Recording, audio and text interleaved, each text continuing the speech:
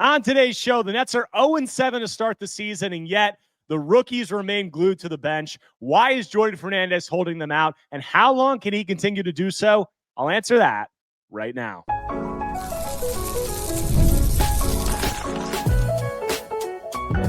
You are Locked On Nets, your daily Brooklyn Nets podcast. Part of the Locked On Podcast Network, your team every day.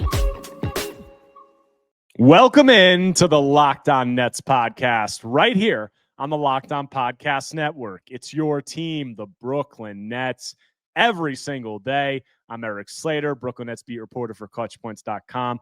Thank you for making me your first listen of the day. The show is 100% free on all those great platforms. Today's episode is brought to you by FanDuel. Right now, new customers can bet just $5, and if your bet wins, you'll get $300 in bonus bets to use across the app. Head to FanDuel.com to get started. And on today's episode, I'm going to be talking about the Nets rookies and their lack of playing time during the team's 0-7 start. I'll dive into why Jordi Fernandez has come to those decisions, how I think it's going to play out moving forward, and what fans should be looking for in the coming games.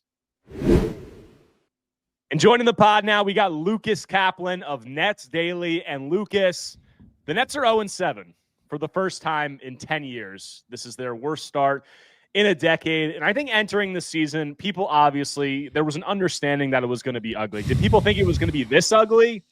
Probably not. But I would say there was a general understanding, tanking season, low expectations.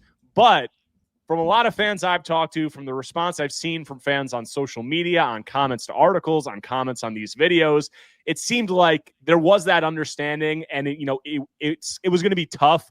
But the fans were saying, "Hey, we'll have these 5 first-round picks to watch. We'll get to see how they develop." For this Nets organization, an influx of young first-round picks like that is extremely rare, and 5 first-round picks is rare for any organization. It's never happened. 5 rookie first-round picks, and yet we haven't really seen much of the rookies at all through 7 games. Ben Surratt and Yegor Dioman entered the year as the only guys in the rotation.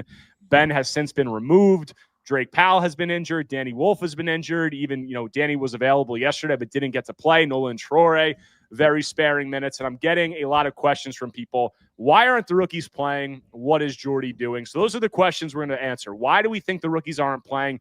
When do we think they'll enter the lineup? And do we agree or disagree with how the Nets are going about this? And my quick take on this, and then I'll hand it over to you, is I think that the plan, was to play Yegor and Ben, as we saw earlier in the year. It was uglier than expected, I think, just from the team as a whole. Like, Ben and Yegor struggled, but overall, I think this Nets team was competing at even a lower level than a lot of people could have imagined. And now they're 0-7, and the sounds, the noise surrounding the team, until you pick up that first win, every another loss that you tack onto that, the noise is just going to get louder and louder and louder. And then we had those comments from Michael Porter Jr.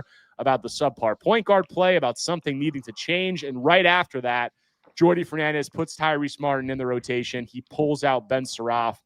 And it seems like he's making a good faith effort to try to put the team in the best position to win, to, sort of keep some semblance of sanity or buy-in within the locker room. But what I've seen is it doesn't really matter. Like, whether this team has the veterans or the rookies in the lineup, they're not suited to compete.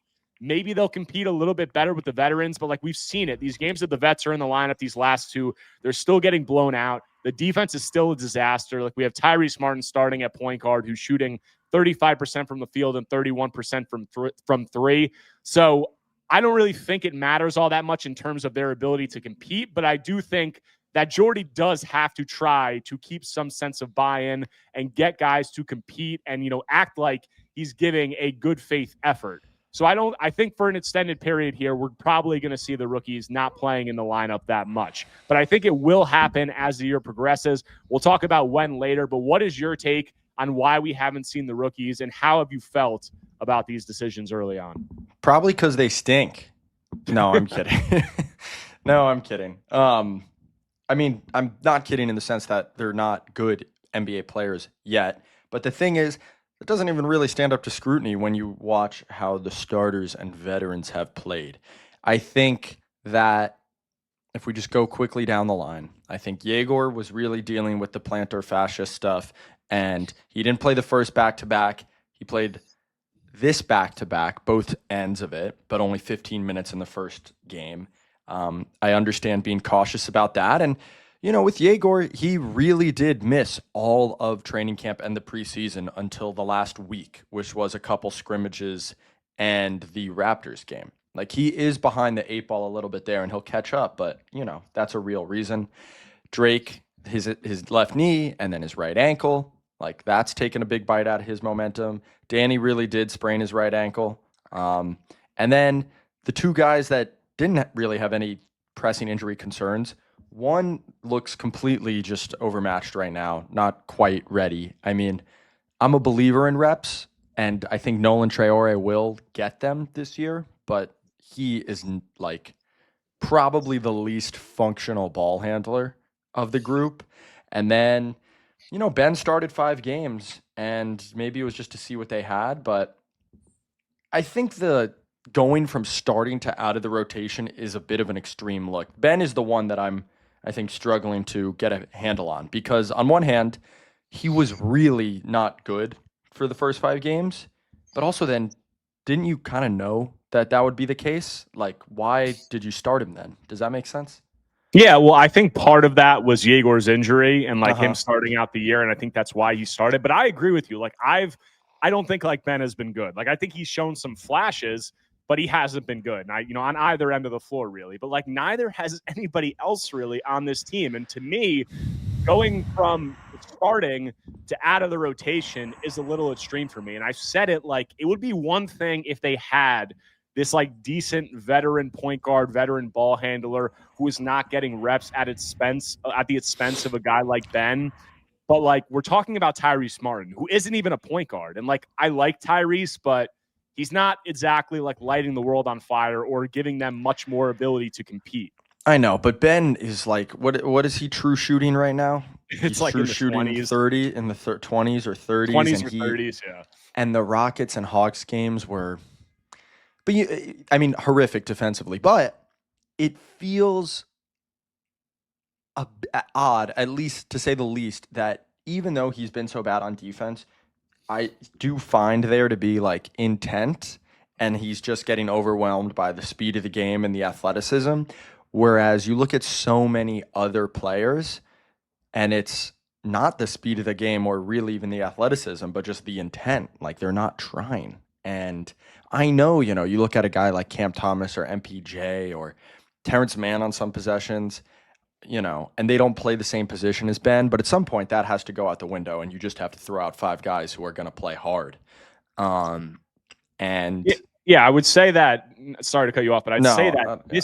This to me, it seems like kind of Jordi's plea to get some of those guys who aren't playing hard to play hard, because we heard it with Michael Porter Jr. And I've said it, Michael Porter Jr. and Cam Thomas, they're the top dogs on the team. And, I said in one of my last episodes that they're doing nothing to lead the team. And then I got all this pushback of whoever called Michael Porter Jr. or Cam Thomas a leader, why would you say that? And I'm listen, I'm not saying they're good leaders. I'm saying that Michael Porter Jr. makes $40 million and Cam Thomas has the ball in his hands for 80% of the game. That, de facto makes you leaders of the team. You're not doing a good job of it. But we heard from Michael Porter Jr., the point I'm making is we heard him give comments about something needing to change, pointing to the subpar point guard play. And when you hear that from MPJ, I think it's safe to assume that he's not the only one in the locker room who probably felt that way when they made those comments. So I think Jordi probably heard that, and this is the effort to try to get those guys back on board somewhat, which is crazy to say because those comments were made 5 games into the season. I think the almost not tinfoil hat, but the theory that you could piece together is they're really bad after 5 games. I asked MPJ, a question not related to the rookies. And he says, well, the rookies kind of stink, and that'll hopefully get better throughout the season. And, Jordi's obviously going to say he doesn't hear it, but he says it's time for everyone to look in the mirror and ask themselves what they could do better. Next game against Philly, you know what? Tyrese starting over Ben. Yegor, not really even playing a ton of bench minutes. You guys can play garbage time. And it was a horrific effort by all the veterans on Sunday against Philly. And maybe that's just Jordi's way of saying, okay, show me then that it's the rookie's fault, which is ridiculous, and show me that if Ben doesn't start and all this, that you can at least give me an effort to work with. Maybe that is the thinking here. And now that it's been, I think, thoroughly proven that while the rookies have been, not great NBA players yet, it's not the reason for this 0-7 start. We'll see if there are changes coming. I think Drake Powell getting a really early sub into that Sixers game is maybe a sign of things to come. He sprains his ankle and that happens. Maybe Danny's knocking on the door. I think it might not be so far away from starting to see the rookies play more because we feel like we're at something of an inflection point. Yeah, and that's the next question that we need to answer on this episode is when are these rookies going to play? How do we feel about overall the fact that they're not playing yet? So we'll get into all that when we continue Locked On Nets after a quick break. The NBA is back, and there's no better place to get in on the action than FanDuel, the official sports betting partner of the NBA. Even if you miss the start of the game or you just want to ride the hot hand, FanDuel has live bets on everything from who will score next to fourth quarter comebacks. Plus, you can even combine your live bets into a same-game parlay for a shot at a bigger payout. It keeps every game exciting, especially when your team's making that late push. Right now, FanDuel is giving new customers $300 in bonus bets when your first $5 bet wins. So head to FanDuel.com to sign up and play your game with FanDuel, the official sports betting partner of the NBA. Guys, let's be real. Making excuses doesn't solve anything. We've all heard them before. It's just stress. I'm tired, or it happens to everyone sometimes. But when it comes to performance, sometimes your body just needs a little extra support. And that's where Rugiet comes in. Rugiet.com offers fast-acting, doctor-prescribed treatments for ED designed to help you stop making excuses and start making moves. Rugiet makes it easy to get started. You just connect with a board-certified doctor, 100% online, no awkward waiting rooms, no in-person appointments. It prescribes your treatment ships discreetly straight to your door. The process is fast, simple, and private, and it's all handled by real doctors. It's about confidence, connection, and getting back to the moments that matter. Visit rugiet.com/LockedOnNBA to get 15% off your first order. That's rugiet.com/LockedOnNBA. And don't forget to use our code LockedOnNBA so they know that we sent you. Rugiet. Stop making excuses and start making moves. Coming back from the break on today's Locked On Nets episode, talking with Lucas Kaplan about Brooklyn's inauspicious start to the season and the fact that it has featured few of their rookies at all thus far, which has obviously ruffled some feathers within the Nets fan base. And Lucas, we just kind of went through the reasoning of why we think that these rookies haven't been playing. And I think we both agree that it has been an effort by Jordi Fernandez to try to get some of these veterans to play harder, to try to keep the locker room from spiraling 7 games into the season, which is ridiculous to say. But I think we're both in agreement that while the point guard play has been subpar with the rookies at the helm, I'm not really sure that these veterans are giving the Nets too much more of a chance to compete in a lot of these games. So, and I said that after MPJ made the comments, I was like, I get where you're coming from. And I do think there's merit to the fact that the rookies are holding the offense back somewhat. But I said right away in my article, the defense has been the main problem. And MPJ, you're a big part of that problem. The real crazy thing is that, and then I promise we'll talk about the rookies, but the crazy thing is to watch how they played over those first 6 games or whatever and be like, yeah, well, I think the groups on the floor have to change, or, maybe the scheme.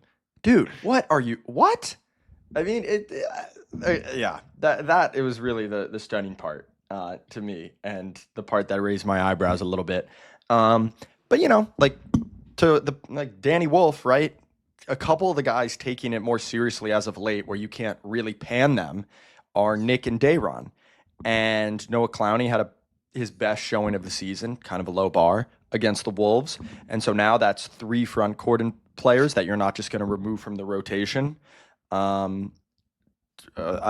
in a path to Danny's minutes. And so, they could always just be waiting for the inevitable injuries that come with the NBA season 2, which we haven't seen yet.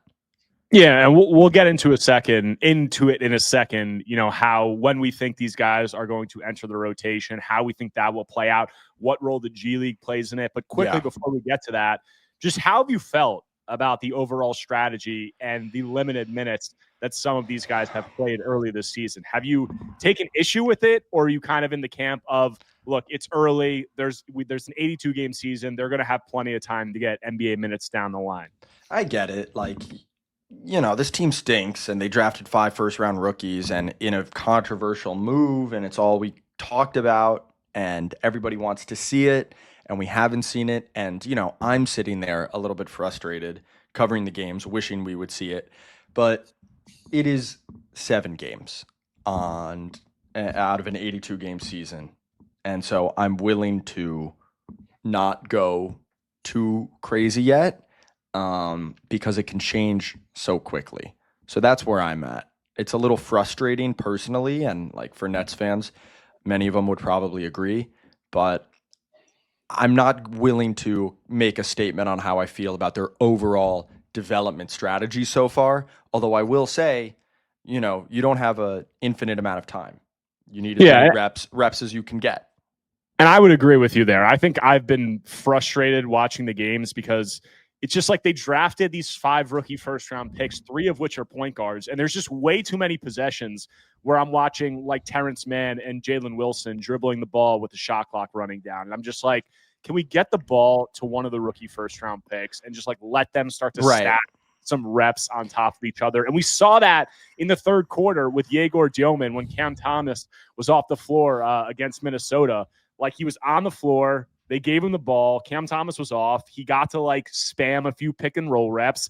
And we started to see like a little bit of creativity, a little bit just like baby steps. And it's like, just give him some more of that. Like I like these other guys play hard and I appreciate it, but like they're at a position, like I don't need to see like Jalen Wilson like handling the ball for like 16 seconds of a 24-second shot clock. It's the on-court stuff too. It's not just the pure minutes because Nolan is not ready. I understand Nolan barely playing. He needs to be in the G League. And if you look at the first couple of games, Drake and Danny aren't even healthy. Nolan's not ready. And Yegor and Ben are at least playing respectable minutes. So you can't quibble too much with the first week of games, so to speak. But it's the fact that, yeah, you watch a game sometimes and Yegor's just in the corner for 7 minutes, like less so yesterday. Or, you know, Ben is same thing. And then to that point, the flip side is like, well, I know they're tanking and I know the rookie's development is prioritized, but if Ben handles the ball, it's probably not going to go well at this point. And I get why on the court, the other players might be like, okay, give me the ball. You've said it on Twitter, which I really agree with. You need to run more stuff for Yegor. He needs like he's gonna have these athletic limitations his whole career. You got to start learning how to overcome them, you know, right now. Yeah, and that's the thing I've said. Like, I just want to see like him start doing some more of the things. Like, I don't need to see him like floating through games, like watching Cam Thomas or watching some of these other guys handle the ball for literally like 99% of the game, and he's just standing there doing nothing. Like, give him some reps, let him work through some of the growing pains. Like, that's the whole point of this season. And I get it's early. Like, you need to give a good faith effort to try to compete, and that might not be the best thing to compete, but like, regardless, like we're watching a lot of other guys who aren't much better at doing some of this stuff, who just like aren't ball handlers altogether. And this team looks really bad on both ends of the floor. It's like I see a lot of Nets fans saying, like, we're watching these games and they look terrible. The rookies aren't playing, and the ones who are playing are bystanders. Like, what's the point?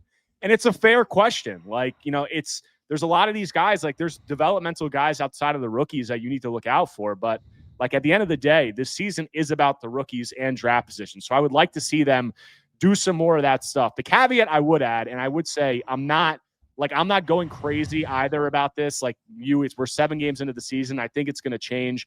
I'd also say that like I think Drake would probably be playing more if he didn't get injured. Like I think it was trending in that direction, and he got injured in the first game. He could have played during that stretch that he was out. You know, we'll never know. Danny has also been injured, and I think Drake and Danny are the two who I would look to and say there could be, you know, it could be trending in a direction where those guys could get minutes once healthy, because Noah Clowney has not looked good. The defense is abysmal, and Drake is probably actually one of the better defenders already. But he's at least going to try to apply ball pressure.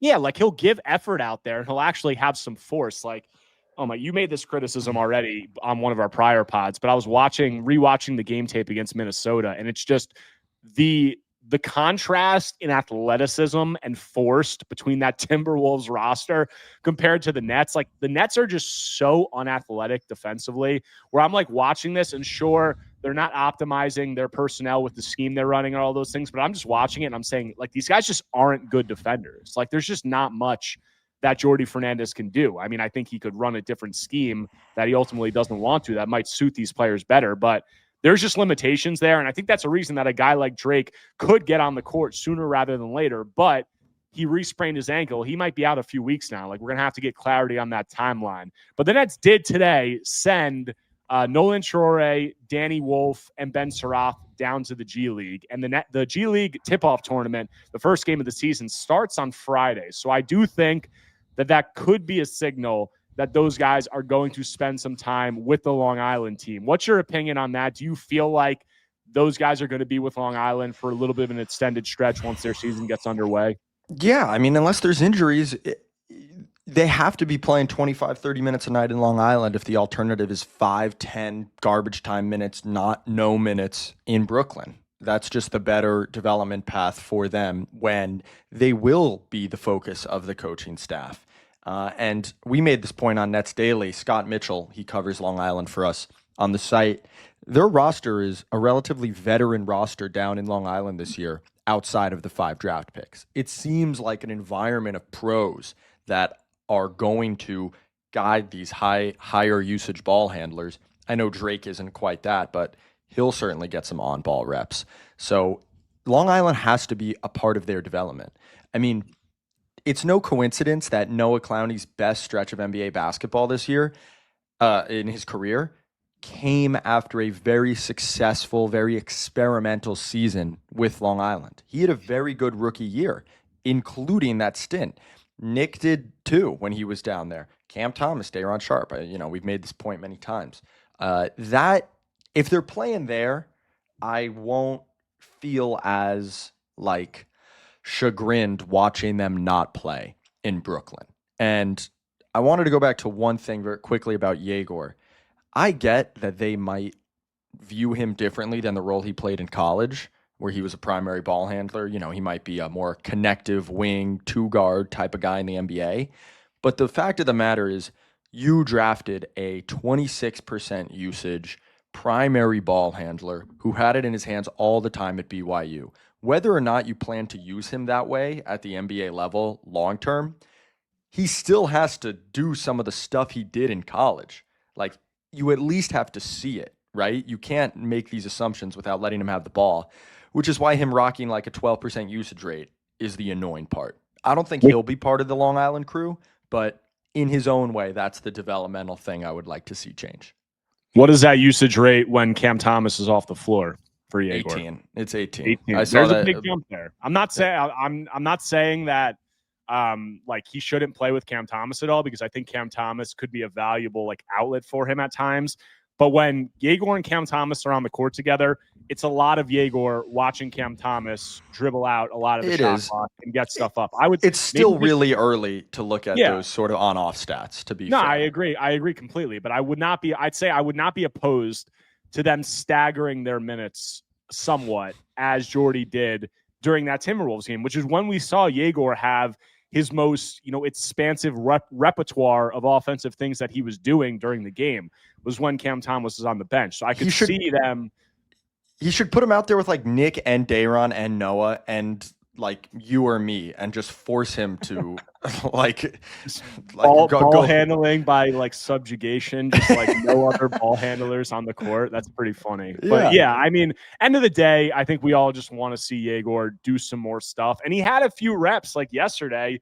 He had that step back in the mid range, like he had that kind of like hezzy on Naz Reid in pick and roll in the drop, and went to that inside hand layup that he almost got to go. We saw him get into the mid-range probe, like hit some kickouts. Like, let's just see some more of that stuff. Like, humor all of us, give us a little bit of that. But we do have, I said we have Ben Surratt, Nolan Troy, Danny Wolf heading down to the G League with the Long Island season about to get underway. So how do we feel about those guys? Which of those guys should spend the most time in Long Island, and which maybe could be coming up to Brooklyn sooner rather than later? We'll get into that when we close out Locked On Nets after a quick break. Guys, let's be real. No one starts a business for the joy of calculating tax withholdings or managing payroll spreadsheets. That's where Gusto comes in, to take the stress out of payroll, benefits, and HR so you can focus on running your business and supporting your team. Gusto is an all-in-one remote-friendly payroll and HR platform that makes managing your team simple, transparent, and fast. Whether you're hiring, onboarding, or paying employees, Gusto helps you do it all from one place without the hassle or hidden fees. You get unlimited payroll runs for one monthly price, which means no surprise charges at the end of the month. Gusto's automated tools like offer letters, onboarding materials, and direct deposits save you hours each week. And knowing you can reach certified HR experts anytime gives you real peace of mind. Try Gusto today at gusto.com/LockedOnNBA and get 3 months free when you run your first payroll. That's right, 3 months of free payroll at gusto.com/LockedOnNBA. One more time, that's gusto.com/LockedOnNBA. Coming back from the break, closing out today's Locked On Nets episode, talking with Nets Daily's Lucas Kaplan. And Lucas, we got some G League momentum building with the season about to get underway. We have Ben Surratt, Nolan Troy, Danny Wolf down there. You know, Drake Powell is injured, so who knows how that will play out or how long that will be. But when that G League season gets underway on Friday, I am under the impression right now that those three guys will be playing for Long Island. And I think, you know, that's good, but I'd also say that they're not entirely like the same situations. Like, let's start with Nolan Troy. I think he's clearly, of those three guys, the one that needs to spend the most time in Long Island, and I think should be pretty solidified to be getting extended reps with them, because we saw during his NBA minutes, he is just like miles away from being able to even just be functional in an NBA game, it seems like. Damn. No, I didn't mean that as like, you put me on blast there. I didn't mean that as like a complete like slight towards him. I'm just saying he has a long way to go. Of like course. He was a late first round pick. He's a skinny 19-year-old who's 6'3" and doesn't really shoot yet. Although the shot, listen, his catch and shoot numbers were decent last year. It looks better than Ben's. But no, he needs to handle the ball a lot against professional defenders. And the one thing that the G League is maybe closer to than the NBA, it's not like skill, but probably a little bit closer in athleticism, just because you have a lot of, especially at the guard and wing positions.